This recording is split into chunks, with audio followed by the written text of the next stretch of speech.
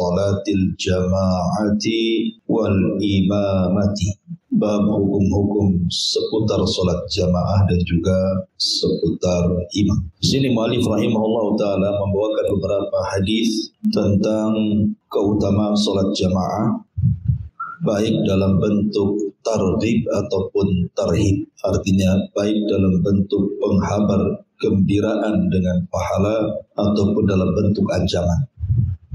Hadis yang pertama, an Abdullah ibni Umar radhiyallahu anhu anna Rasulullah sallallahu alaihi wasallam qala salatul jama'ati afdalu min salatil fardhi bi 27 darajatan. Muttafaqun alaih. Dari Abdullah ibn Umar radhiyallahu anhu, dan Abdullah ibn Umar adalah sahabat Nabi sallallahu alaihi wasallam, putra Umar ibn al-Khattab radhiyallahu anhu, dan dia masuk dalam kategori abadilah, di mana fatwa-fatwanya sangat didengar di zamannya, karena di sana ada kelompok-kelompok yang disebut dengan abadilah, orang yang diberi nama awalnya dengan kalimat Abdullah. Abdullah ibn Umar, Abdullah ibn Amr ibn As, Abdullah ibn Abbas, gitu ya. Dan Abdullah ibn Umar adalah orang yang paling memegang sunnah Nabi. Bahkan saat terjadi kekacauan di kota Madinah pada kekuasaan Yazid bin Muawiyah, ketika Husain meninggal di Karbala, itu kan kacau Madinah. Sampai banyak para sahabat yang melepas baiat kepada Yazid. Maka Abdullah ibn Umar menasihati mereka bahwa tidak boleh melepas baiat kepada imam yang sah. Walaupun kemudian ditentang pendapatnya, salah satunya adalah yang berseberangan adalah Abdullah ibn Handalah dan yang lainnya. Akhirnya terjadi penyerangan besar-besaran oleh Yazid bin Muawiyah.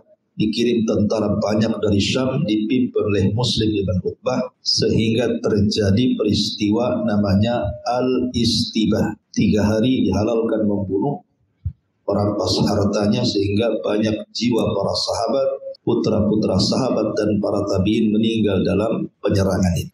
Dan perangnya disebut perang Hurrah. Nah, salah satu yang menenangkan para sahabat adalah Abdullah ibn Umar. Begitulah dampaknya kalau penguasa dilawan. Kalau penguasa sudah diberontak, ya seperti ini.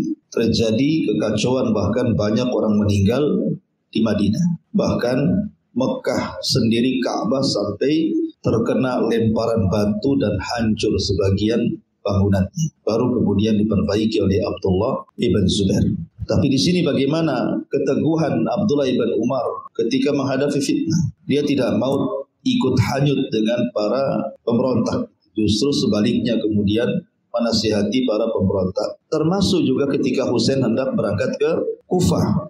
Salah satu yang menasihatinya adalah Abdullah ibn Umar, jangan pergi. Karena orang Kufah itu mereka para pengkhianat. Kalau engkau harus pergi, sebaiknya jangan bawa anak istrimu, karena takut mereka akan melihat pertumpahan darah sebagaimana keluarga Utsman. Bagaimana istrinya menyaksikan Utsman dibantai, begitulah yang aku takutkan kalau keluargamu menyaksikan kau dibantai di sana. Jadi banyak sahabat yang menasihati, tapi memang sudah takdirnya bukan Husain yang seperti itu. Akhirnya Husain pun memaksa berangkat dan dibunuh di Karbala. Intinya bahwa Abdullah ibn Umar adalah sahabat yang paling menegakkan sunnah Nabi. Nah, Abdullah ibn Umar meriwayatkan sebuah hadis dari Nabi SAW. Salatul jama'ati, salat berjamaah itu afdalu, lebih utama, min salatil fardhi, dibandingkan salat sendiri, bi 27 darajatan. Apa perbedaannya? 27 tingkatan. Jadi salat berjamaah dapat 27 tingkatan dibandingkan salat sendirian. Dalam riwayat Abu Hurairah radhiyallahu an, bi 25 juz'an, 25 bagian atau derajat. Taib. Masyaallah muslimat yang dimuliakan Allah Subhanahu wa taala. Bicara tentang salat, apalagi salat wajib. Ini kan sudah masuk pada salat wajib. Jadi salat itu ada beberapa keistimewaan sebelum saya bincangkan salat berjamaah itu. Pertama, Allah Subhanahu wa taala mewajibkan salat 5 waktu kepada Rasul itu saat malam peristiwa Isra dan Mi'raj. Artinya bahwa kewajiban sholat itu diwajibkan di langit, bukan di bumi. Berbeda dengan ibadah yang lain, semua diwajibkan di bumi. Kemudian juga sholat ini perintah Allah kepada Rasul tanpa perantara Jibril. Berbeda dengan ibadah yang lain, sholat itu atau ibadah yang lain diperintah lewat perantara Jibril. Kemudian juga sholat ini ibadah yang paling banyak disebutkan di dalam Al-Quran. Perintah sholat itu paling banyak disebutkan di dalam Al-Quran dibandingkan ibadah-ibadah yang lain. Kemudian juga salat adalah awal yang pertama kali diwajibkan Allah kepada hamba dibandingkan ibadah-ibadah yang lain seperti zakat, puasa, haji. Maka salat itu yang pertama diwajibkan. Kemudian juga wajibnya salat itu umum, artinya mutlak. Bisa perempuan, bisa laki-laki, bisa merdeka, bisa budak, bisa kaya, bisa miskin, bisa safar, bisa mukim, bisa sakit, bisa sehat. Semua wajib melaksanakan, tidak terkecuali. Beda dengan zakat, gitu ya. Yang kaya saja yang zakat, miskin tidaklah. Ataupun puasa, kalau waktu-waktu tertentu seperti orang tua tidak sanggup puasa, kan tidak puasa. Apalagi haji, tapi sholat tidak bisa. Salat itu wajib mutlak, mencakup semuanya. Kemudian juga dari sekian ibadah yang Allah Subhanahu wa taala perintahkan, salat inilah awal yang pertama kali dihisab. Bahkan yang menentukan amalan-amalan di luar salat. Salat ini menentukan amalan-amalan di luar salat. Kemudian salat juga berbeda dengan ibadah yang lain karena salat ini penopang agama, tiang daripada agama. Kalau sampai roboh tiang itu, maka robohlah agama. Kemudian juga Nabi SAW memiliki perhatian sangat besar terhadap solat. Sampai pentingnya solat, hembusan nafas yang terakhir diucapkan Rasul sebelum wafatnya adalah as-salatu salatu wa ma malakat aimanukum. Solat dan jagalah, peliharalah budak sahaya kalian. Termasuk juga solat diwajibkan dalam satu hari itu 5 kali. Berbeda dengan zakat, menunggu setahun. Berbeda dengan puasa, menunggu setahun. Berbeda dengan haji, menunggu setahun. Tapi sholat itu setiap hari, 5 kali sehari. Jadi itulah kemudian kenapa sholat itu ibadah terpenting setelah syahadat dari catatan-catatan ini. Kemudian sholat juga adalah ibadah yang menurut para sahabat tidak ada satu ibadah yang kalau ditinggalkan bisa kufur lebih sholat. Maksud sholat wajib. Artinya pandangan para sahabat hanya tertuju kepada sholat. Dan sekali lagi Nabi SAW tidak menjadikan sebuah istirahat dalam kehidupannya kecuali menjadikan sholat untuk dijadikan istirahat. Sebagaimana perkataan Rasul kepada Bilal, haliya nastarihu bis shalah, wahai Bilal, mari kita istirahat dengan salat. Dan sebesar-besarnya bentuk syukur nikmat adalah salat. Lah, salat yang sangat agung yang saya jelaskan ini ada beberapa aturan yang disebutkan oleh Nabi SAW. Salah satunya adalah bagi laki-laki itu dianjurkan untuk berjamaah, tapi bagi perempuan cukup di rumah. Bukan berarti tidak boleh ke masjid, boleh selama mengikuti aturan. Karena ada orang salah paham yang mengatakan bahwa ada ustadz melarang sholat wanita ke masjid. Siapa itu? Tidak ada yang melarang.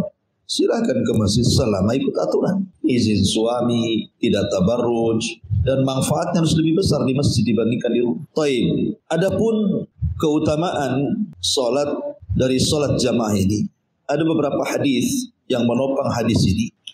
Di antaranya adalah Nabi SAW bersabda, sab'atun yudhilluhumullahu fi dhillihi yawma la dhilla illa dhillu. Ada 7 golongan yang akan mendapatkan naungan di hari yang tidak ada naungan kecuali naungan Allah Subhanahu wa taala. Salah satunya Rasul mengatakan apa? Rajulun qalbuhu mu'allaqun bil masajid. Seorang laki-laki yang hatinya terikat dengan masjid. Artinya salah satu arti terikat dengan masjid adalah sholat jamaah. Diberikan keistimewaan oleh Allah Subhanahu wa taala mendapatkan naungan dengan naungan arsy pada hari kiamat. Kemudian juga ada hadis Nabi sallallahu alaihi wasallam bahwa orang yang senantiasa menjaga jamaahnya, maka dijamin dia akan hidup baik dan mati pun di atas kebaikan. Dan itu berdasarkan hadis yang dikeluarkan Imam Tirmidzi dan disahihkan oleh Syekh Nasiruddin Al-Albani rahimahullahu taala. Jadi suatu ketika Nabi SAW bermimpi. Dalam mimpinya Allah Subhanahu wa taala mengajak berdialog, berbincang dengan Nabi. Kemudian Allah Subhanahu wa taala mengatakan, "Ya Muhammad, atadri fima yakhtasimul mala'ul a'la?" Wahai Muhammad, tahukah kamu apa yang menyebabkan para malaikat itu berselisih? Allah bertanya kepada Rasulullah, "Wahai Muhammad, tahu enggak penyebab malaikat itu berselisih?" Maka fakultu na'am, tentu wahai Rabb. Kemudian Rasul mengatakan, al-kafaratu wad darajat. Perselisihan malaikat itu pada perkara kafarah dan juga derajat. Maksudnya kafarah itu menghapuskan dosa, kalau derajat itu menaikkan pahala. Maka kemudian Allah Subhanahu wa taala berfirman kepada Nabi sallallahu alaihi wasallam ketika diberitahu apa yang menyebabkan orang itu mendapatkan kafarah, dihapuskan dosanya dan diangkat derajatnya. Maka Allah mengatakan naqlul aqdam lil jamaah, melangkahkan kaki menuju salat jamaah. Wa isbagul wudu fi al makari, menyempurnakan wudu di saat dia tidak suka menyentuh air. Wantidharus salati ba'da salat, dan dia menunggu salat setelah salat. Apa kata Allah? Wa man hafadha 'alaihinna 'asha bi khairin wa mata bi khairin wa kana min dhunubihi kayaumin waladathu. Maka siapa yang menjaga tiga perkara itu, salat jamaah, wudu, menjaga salat setelah salat, maka dia akan hidup dengan baik, mati dengan baik, sedangkan mengenai dosa-dosanya diampuni sehingga seperti anak yang baru dilahirkan. Dari sini menunjukkan bahwa orang yang menjaga salat jamaah itu diberikan jaminan dua, asya bi khairin wa mata bi khairin. Hidup Allah berikan kebaikan, meninggal pun Allah berikan kebaikan. Luar biasa, ya. Masyarul muslimat yang dimuliakan Allah Azza wa Jalla. Abdullah ibn Mas'ud radhiyallahu anhu pernah mengatakan, "Man sarrahu an yalqallaha ghadan musliman." Siapa yang mau berjumpa dengan Allah besok pada hari kiamat dalam kondisi Islam. Karena orang yang selamat ketika berjumpa dengan Allah pada hari kiamat adalah yang mempertahankan Islam. Makanya Allah mengatakan, "Wala tamutunna illa wa antum muslim." Jangan kalian mati kecuali Islam, kan itu ya. Maka kata Abdullah ibn Mas'ud, siapa yang hendak berjumpa dengan Allah besok dalam kondisi muslim, fal yuhafid ala haula'i shalawat, maka hendaklah dia menjaga solat-solat yang 5 waktu haitsu yunadi bihinna, ketika dipanggil untuk melaksanakannya. Maksudnya ketika muadzin memanggil untuk salat jamaah. Kemudian Abdullah ibn Mas'ud mengatakan, fa innallaha ta'ala syara'a li nabiyyikum sunanal huda wa innahunna min sunanil huda walau annakum sallaitum fi buyutikum kama yusalli hadzal mutakhallifu fi baitihi la taraktum sunnata nabiyyikum walau taraktum sunnata nabiyyikum la dhalaltum. Kata Abdullah ibn Mas'ud radhiyallahu anhu, sesungguhnya Allah Subhanahu wa taala telah mensyariatkan kepada nabi kalian sunnah-sunnah berpetunjuk, dan sunnah-sunnah berpetunjuk itu salah satunya adalah melaksanakan salat 5 waktu dengan berjamaah. Sebab kalau kalian meninggalkan, kalau kalian salat di rumah-rumah kalian sebagaimana salatnya orang-orang munafik di rumahnya, sungguh kalian telah meninggalkan sunnah nabi kalian. Kalau kalian meninggalkan sunnah nabi kalian berarti kalian sesat, katanya Abdullah ibn Mas'ud radhiyallahu. Lihat betapa pentingnya melaksanakan salat jamaah. Kemudian juga hadis Nabi SAW juga mengatakan, man masya fi zulmatil laili ilal masjid laqiyallahu binurin au atahu nuran yaumal qiyamah. Barang siapa yang berjalan di malam hari, maksudnya salat subuh, ke masjid, maka dia akan mendapatkan Allah dengan cahaya, atau Allah akan memberikan padanya cahaya pada hari kiamat. Maksud cahaya pada hari kiamat itu maksudnya cahaya di dunia, dan pada hari kiamat itu maksudnya orang yang melaksanakan salat berjamaah, maka Allah akan berikan cahaya petunjuk kepadanya. Jadi hidupnya itu tidak pernah susah, ya. Akan ada petunjuk dalam setiap kesulitan. Bahkan Nabi SAW juga mengatakan, ala adullukum ala ma yamhullahu bihil khataya wa yarfa'u bihid darajat isbaghil wudu' alal makari wa kathratul khuta ilal masajid wa intidharus salah ba'da salah fadzalikumur ribat. Maukah ku habarkan kepada kalian sesuatu yang bisa menghapuskan kesalahan kalian? Bahkan lebih daripada itu, bukan hanya menghapus kesalahan, diangkat pula derajatnya. Salah satunya adalah berwudu dengan cara sempurna dan memperbanyak langkah ke masjid. Satu langkah menghapus kesalahan, langkah berikutnya menaikkan derajat. Coba bayangkan berapa langkah kalau dari rumah ke masjid dan jaraknya jauh gitu. Bahkan kalau seandainya seorang itu sholat berjamaah, terutama asar dan subuh, dia jaga tuh sholat jamaahnya, maka seolah-olah dia mendapatkan 2 catatan sholat setiap kali satu sholat. Artinya kalau dia berjamaah sholat asar, berarti seolah-olah dia 2 kali sholat asar. Kalau dia sholat subuh berjamaah, seolah-olah dia 2 kali sholat subuh. Dari mana pendalilannya? Dari hadis Nabi SAW, yata'aqabuna fikumul malaikatul laili wa malaikatul nahar. Jadi Allah itu menugaskan para malaikat, ada malaikat malam, ada malaikat siang. Ya. Kemudian malaikat malam dan siang itu diperjumpakan dalam tugas itu pada 2 solat. Pertama solat asar, kedua solat subuh. Jadi solat asar itu dicatat 2 malaikat, malaikat malam dan siang. Begitu juga subuh dicatat 2 malaikat, malaikat malam dan siang. Makanya ketika Allah Subhanahu wa taala kemudian berfirman kepada para malaikat itu, ma taraktum ibadi, sedang apa kau tinggalkan hamba-hambaku? Maka malaikat-malaikat itu mengatakan, atainahum wa hum yusallun wa taraknahum wa hum yusallun. Kami datang mereka sedang salat, kami tinggalkan mereka sedang salat. Artinya kami datang, umpamanya malaikat malam datang, mereka sedang salat asar. Kemudian malaikat siang mundur naik ke langit, mereka sedang salat. Artinya didapati 2 malaikat. Malaikat malam dan siang berarti seolah-olah dapat 2 pahala salat. Duhur 1 dicatat malaikat siang, asar 2 dicatat malaikat siang dan malam, maghrib 1 dicatat malaikat malam, isya 1 dicatat malaikat malam, subuh 2 dicatat malaikat malam dan siang. Maka Allah beri 7 pahala dalam salat. Dan ada 2 salat yang dicatat 2 malaikat. Ya, itulah pentingnya, dan ini hanya berlaku di salat jamaah. Kemudian juga Nabi SAW bersabda, man shallal isya fi jama'atin faka'annama qama nisfal laili wa man shalla subha fi jama'atin faka'annama shallal laila kullah. Barang siapa yang solat berjamaah nih, solat isya, maka seolah-olah dia menghabiskan separuh malam untuk solat. Kemudian barang siapa yang solat subuh berjamaah, seolah-olah dia menghabiskan solat dalam 1 malam. Berarti kalau dia isya berjamaah kemudian subuh berjamaah, berarti 1 malam full dia seolah-olah sedang solat, gitu maksudnya kan. Itu kan luar biasa. Siapa yang sanggup solat mulai dari maghrib gak berhenti sampai subuh? Ya, capek lah kan itu ya. Tapi cukup mempertahankan 2 solat ini dengan cara jamaah, dianggap menghabiskan semua malam-malamnya untuk solat. Bahkan yang lebih penting lagi ini, dalam hadis yang dikeluarkan oleh At-Tirmidzi dan dihasankan oleh Albani, man shalla lillahi arba'ina yawman fi jama'atin. Barang siapa yang salat 40 hari saja, jangan tinggalkan jamaah.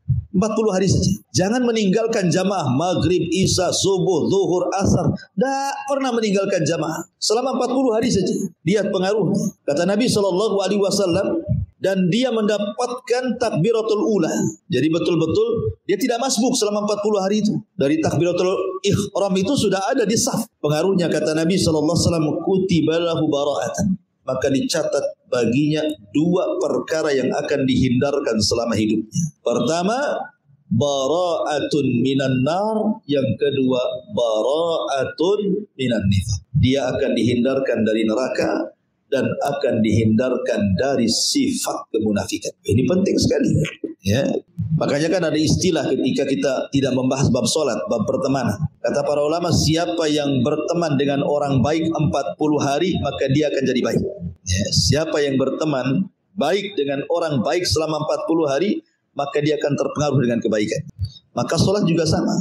Taib, kita sedikit membahas tentang ucapan salaf, tentang masalah sholat jamaah itu, biar tahu bagaimana kondisi kita dengan mereka. Ma'asyiral muslimat yang dimuliakan Allah Subhanahu wa taala. Berkata Sa'id ibn al-Musayyib. Sa'id ibn al-Musayyib ini adalah pemimpin para tabi'in, kibarut tabi'in. Beliau mengatakan, "Man hafadha 'ala salawatil khams fi jama'atin faqad mala'al barra wal bahra ibadah." Barang siapa yang menjaga salat 5 waktu dan berjamaah, maka hakikatnya dia telah memenuhi daratan dan lautan dengan ibadah. Seolah-olah dia telah memenuhi lautan dan daratan dengan ibadah. Kemudian juga ada seseorang salaf berkata kepada anaknya. Seorang salaf berkata kepada anaknya, ada yang mengatakan orang ini adalah orang yang ikut terlibat Badar. Omong sama anaknya begini omongannya. Adrakta salata ma'ana ya bunai. Tadi kamu salat jamaah bersama kami wahai anak. Maka anaknya mengatakan, na'am tentu wahai ayah. Kemudian ayah mengatakan, adrakta takbiratul ula. Apakah engkau mendapati takbiratul ula, maksud takbiratul ihram? Kamu sudah berada di saf? Anak ini mengatakan, la, tidak. Artinya dia masbuk, tapi masih dapat jamaah. Maka seorang sahabat ini mengatakan, lima fataka minha khairun min mi'ati naqah kulluha sudur. Sungguh dengan ketinggalannya takbiratul ihram, maka telah hilang padamu kebaikan sebanyak 100 unta, semua matanya hitam. Artinya unta-unta mahal. Jadi bagi para sahabat itu, hanya ketinggalan takbiratul ihram itu seolah-olah seperti kehilangan 100 ekor unta, gitu maksudnya. Jadi kalau takbiratul ihram itu telat gitu ya, kayaknya hilang 100 unta itu di kandang. Kalau kita kan terbalik gitu ya. Kalau seandainya ada kambing hilang, wala takbiratul ihram wala sholat. Takbiratul ihram enggak, sholat enggak, nyari kambing dia ya. Ini ulama salaf nih, para sahabat, kalau dia luput takbiratul ihram seolah-olah 100 unta hilang. Ya itulah, begitulah para salaf kan. Masalah sholat jamaahnya luar biasa. Kemudian juga Al-Haris ibn Hasan. Al-Haris ibn Hasan ini diceritakan dia menikah dan dia punya kawan. Ya. Kata kawannya, atakhruju wa inna ma banaita bi ahlika fi hadhihi al-lailah. Sebaiknya kau enggak perlu keluar lah. Kamu kan baru menikah, ya. Gak apa-apa kau tidak datang ke masjid. Maka Al-Haris ibn Hasan mengatakan, demi Allah, kalau seandainya istriku melarangku seperti itu, demi Allah, dia adalah imra'atus su'. Berarti wanita itu wanita yang buruk, wanita yang busuk, wanita yang jelek. Ya. Baru menikah. Ya.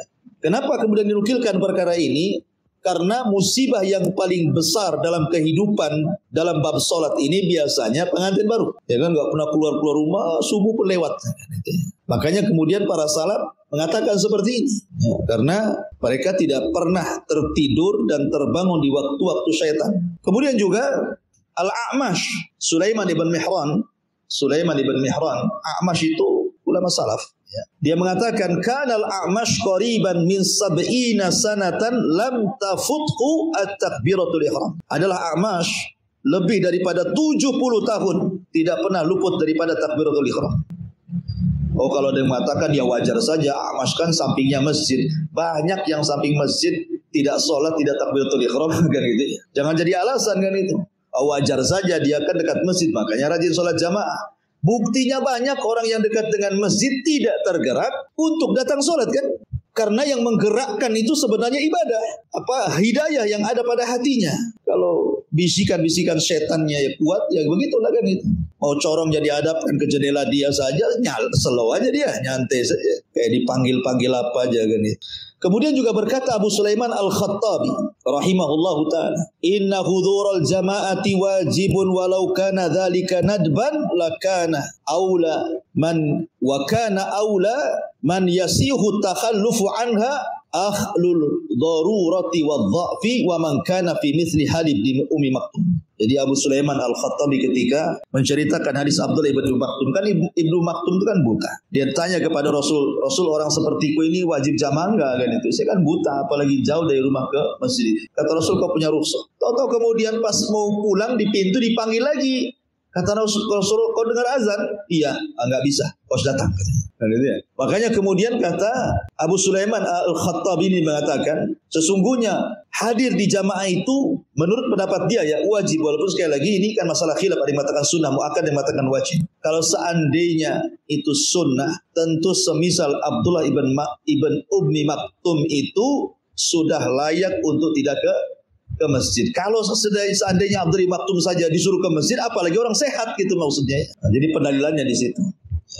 Ma'asyiral muslimat yang dimuliakan Allah Subhanahu wa taala. Bahkan yang lebih hebat lagi adalah Amir ibn Abdullah ibn Zubair. Amir ibn Abdullah ibn Zubair, dia mendengar suara azan. Padahal dia seketika itu baru jatuh dari unta, kemudian cacat dengan cacat yang parah. Susah jalan, harus dibopong. Ketika dia mendengar azan nih, siapa? Amir ini, Ibn Abdullah Ibn Zubair ini, maka dia ngomong kepada saudara-saudaranya, kerabat-kerabatnya, khudu biyadi, ambil tanganku, ambil tangan. Faqila, maka dikatakan, innaka alil, engkau ini cacat. Orang sepertimu tidak wajib ke masjid, di rumah sajalah sholat. Ya, tapi Amir mengatakan, tapi aku mendengar muadzin yuadzin hayya 'alal falah. Aku mendengar muadzin ngomong tuh, hayya 'alal falah, ayo kita menang, katanya. Maka dia mengatakan, lalu apa yang menghalangi aku untuk menang bersama mereka? Akhirnya kemudian dia pun dipapah ke masjid, kemudian dia pun sholat, baru 1 rakaat Allah Subhanahu wa taala takdirkan dia meninggal dalam rakaat pertama. Kan enak tuh kalau meninggalnya kayak gini. Ya, betul-betul meninggal saat ibadah gitu. Itulah ulama salaf seperti itu. Ma'asyiral muslimat yang dimuliakan Allah Subhanahu wa taala. Kemudian juga dikatakan kepada Abdullah ibn Abbas radhiyallahu anhuma, an rajulin yasumun nahara wa yaqumul laila wala yashad jum'atan wala jamaah. Jadi ada seseorang itu kalau puasa Senin, Kamis, Daud, macam-macam puasa dia lakukan. Kalau malam witir, tahajud semua dilakukan. Tapi dia jarang atau tidak pernah hadir ketika jamaah dan Jumat. Maka Abdullah ibn Abbas mengatakan, huwa finnar, orang itu di neraka. Ya, kalau sampai dia tidak hadir di sholat Jumat ataupun jamaah, walaupun puasanya rajin, walaupun sholat malamnya rajin, kata Abdullah ibnu Abbas radhiyallahu anhuma, huwa finnar, dia di neraka katanya. Sampai demikian itu ya ulama salaf. Kemudian juga Abdullah ibn Umar radhiyallahu anhuma mengatakan, hunna idza faqadna ar-rajula fil fajri wal isya asa'na bihi dham. Sahabat ini, kata Abdullah bin Umar, kami kalau tidak melihat kawan-kawan kami sesama sahabat hadir di sholat fajar dan isya, kami langsung suudzon sama dia. Jangan-jangan dia munafik. Jangan-jangan dia munafik. Gitu ya. Kalau sekarang ya biasa saja. Oh, hadir nggak hadir ya biasa saja. Nggak ada yang suudzon satu masjid kan. Artinya orang sekarang ini tidak peduli. Mau tetangganya sholat nggak sholat nggak peduli. Kalau orang dulu kan ditanya. Ya, bahkan sampai suudzon gitu ya. Sama saudara yang tidak hadir itu. Langsung dituduh. Jangan-jangan begini begitu. Gitu ya. Saking perhatiannya para salaf itu terhadap sholat jamaah. Ma'asyiral muslimat yang dimuliakan Allah Subhanahu wa ta'ala. Kemudian di sini Nabi SAW mengatakan, hadis yang kita baca dari Abdullah bin Umar ini, bahwa sholat jamaah itu lebih afdal dibandingkan sholat sendiri bisab'in wa ishrina darajah. Ini satu riwayatnya, 27 derajat. Tapi dalam riwayat yang lain dari hadis Abu Hurairah radhiyallahu an, bi khamsin wa ishrina di'fa. Wa dzalika annahu idza kharaja min baitihi la yakhrujuhu illa shalah lam yakut khutwatan illa rafa'ahu Allahu biha darajah wa khutta anhu biha khati'ah. Kata Nabi SAW dalam riwayat yang lain dari Abu Hurairah, bukan 27 derajat tetapi 25 derajat pahalanya akan dilipat gandakan. Dan itu ketika dia keluar dari rumahnya kemudian menuju masjid tidak ada niat kecuali sholat, maka setiap langkahnya akan dihapuskan kesalahan dan setiap langkahnya akan diangkat derajatnya. Dari sini para ulama mengatakan, bagi yang berdalil bahwa jamaah atau sholat jamaah bagi laki-laki sunnah muakkad, inilah dalilnya bahwa sholat jamaah tidak wajib, dia hanya sunnah muakkad saja. Karena buktinya sholat sendiri itu sah, tetapi kalau berjamaah lebih utama dibandingkan sholat sendiri 25 sampai 27 derajat, menunjukkan sholat sendiri sah-sah saja ya dibandingkan sholat jamaah gitu maksud. Ini hadis yang pertama. Kita masuk pada hadis yang kedua. An Abi Hurairah radhiyallahu an anna Rasulullah sallallahu alaihi wasallam qala walladhi nafsi biyadi laqad hamamtu an amura bi khatabin fayuhtataba thumma amara bis salati fayu'adhdhanu laha thumma amura rajulan fayummun nasa thumma ukhalifu ila rijalin la yashhaduna as-salata fa uharriqu alaihim buyutahum walladhi nafsi biyadi law ya'lamu ahaduhum annahu yajidu arqan saminan aw mirmataini hasanataini la syahidal isya. Di sini hadis kalau yang pertama targhib ya tentang kabar gembira bahwa salat jamaah itu tingkatannya dibandingkan salat sendiri 27 atau 25 derajat lipatan pahala. Hadis ini bicara tentang tarhib namanya. Kalau tadi tarhib, ini tarhib. Tarhib itu menakut-nakuti. Ya, orang itu kan kayak ibu mendidik anak kan terkadang baik, kasih hadiah, terkadang ancam supaya anak itu stabil kan antara ancaman dan hadiah, ya kan? Supaya anak itu tidak manja dan tidak kebablasan gitu maksudnya ya. Maka dalam sholat jamaah juga ada yang sifatnya targhib gitu ya. Kabar gembira, ada juga sifatnya ancaman. Seperti di sini ada ancaman di sini. Nabi SAW mengatakan bahwa demi zat yang jiwaku berada di tangannya, sungguh aku berkeinginan untuk memerintahkan sahabat mengumpulkan kayu bakar. Kemudian aku perintahkan untuk sebagian sahabat sholat, azan, kemudian ada beberapa sahabat aku perintahkan untuk menjadi imam, dan aku akan berangkat dengan orang-orang yang membawa kayu bakar, dan aku akan bakar rumah-rumah orang-orang yang meninggalkan sholat jamaah. Ma'asyiral muslimat yang dimuliakan Allah Subhanahu wa taala. Pertanyaannya, apakah Nabi SAW betul-betul membakar rumah-rumah orang-orang yang meninggalkan sholat jamaah? Tidak. Nah, Rasul hanya mengancam. Karena dua perkara. Pertama, karena tidak mungkin Rasul membakar rumah sementara di rumah itu ada perempuan dan ada anak-anak. Kan itu ya.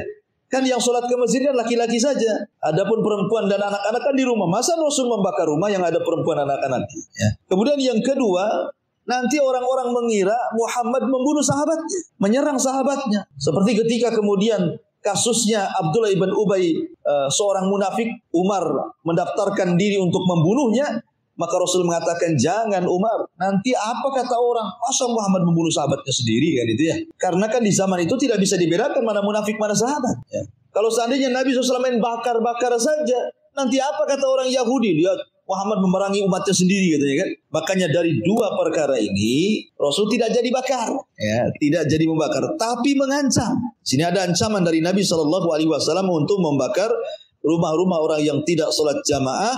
Menunjukkan di sini ada tarhib, menakut-nakuti orang yang meninggalkan sholat jamaah. Dan hadis ini pula yang dijadikan dalil wajibnya sholat jamaah. Kalau hadis yang pertama, dalilnya ulama yang mengatakan sholat sunnah muakkadah ya jamaah itu.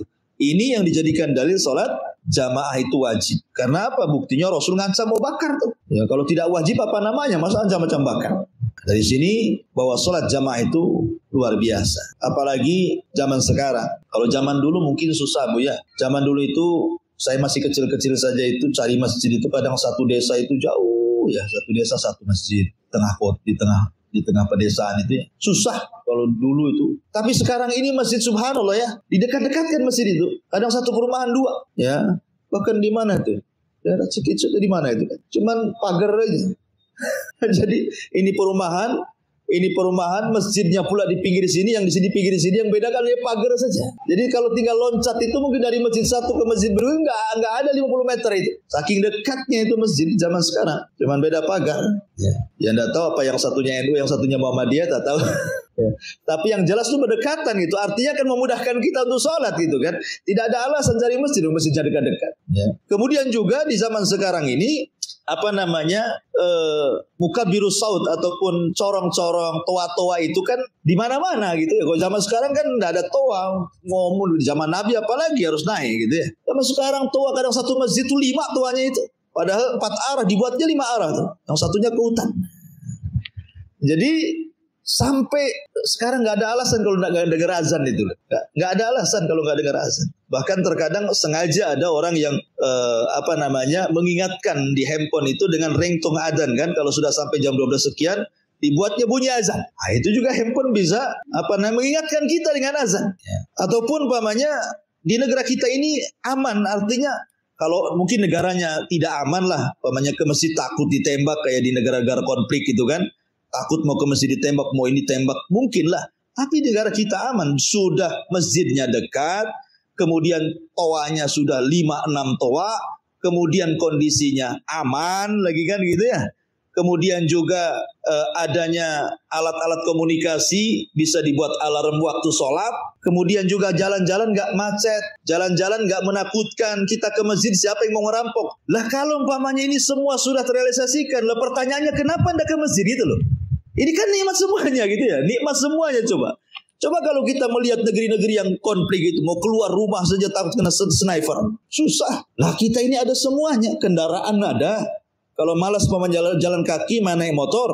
Malas naik motor, pakai mobil. Malas pakai mobil pribadi, naik angkot. Dan itu ya. Semua loh, dimudahkan semua. Subhanallah ya. Tapi dimudahkan pun tetap saja yang sholat di masjid itu udah tua-tua kali. Yang azannya napasnya udah mau hilang-hilang. Ya. Jadi kadang-kadang entah anak mudanya di mana, padahal sampai-sampai orang kafir ya, orang Israel mengatakan kalau seandainya sholat subuh di Palestina itu sebanyak sholat Jumat, tentu kami akan kalah perang. Itu pernyataan seorang Israeli itu. Ya, kalau seandainya Palestina ini sholat subuhnya sebanyak sholat Jumatnya, pasti kami kalah. Karena tahu kekuatan kaum muslimin itu ada di masjid. Makanya di zaman Rasul masjid itu dijadikan macam-macam kan. Untuk latihan perang ya di masjid, minta fatwa ya di masjid, tidur ya di masjid, semua di masjid, belajar di masjid. Ya, masjid itu menjadi markas dakwah di zaman Nabi. Tapi ya sekarang masjid ya untuk sholat dikunci. Ya, bukan hanya pakai pintu, pakai teralis. Ya kan, teralisnya yang besar lagi holonya, susah dibuka kan. Yang lebih parah lagi ada tulisan dilarang tidur. Ya, sampai sebagian masjid itu kalau jam 2 malam diseblok terasnya supaya jangan ada orang tidur di teras. Nanti 3:30 kalau sibuk dipel lagi biar kering. Sampai diseblok gitu bayangkan. Sampai orang nggak boleh sholat tidur di teras masjid. Ya wajar lah. Mungkin karena banyak terjadi bukan hanya sendal hilang sampai saat kotak infak hilang, jam hilang, kipas hilang, toa hilang. Semua hilang. Lama-lama masjidnya hilang. Artinya bahwa itu juga karena salah satu saddu dariah juga kan itu. Karena sudah tidak aman. Zaman dulu itu kan masjid tempat yang paling aman pertama, baru rumah kedua. Sekarang tidak masjid, tidak rumah nggak aman. Ya, di masjid ada kejahatan, di rumah juga ada kejahatan.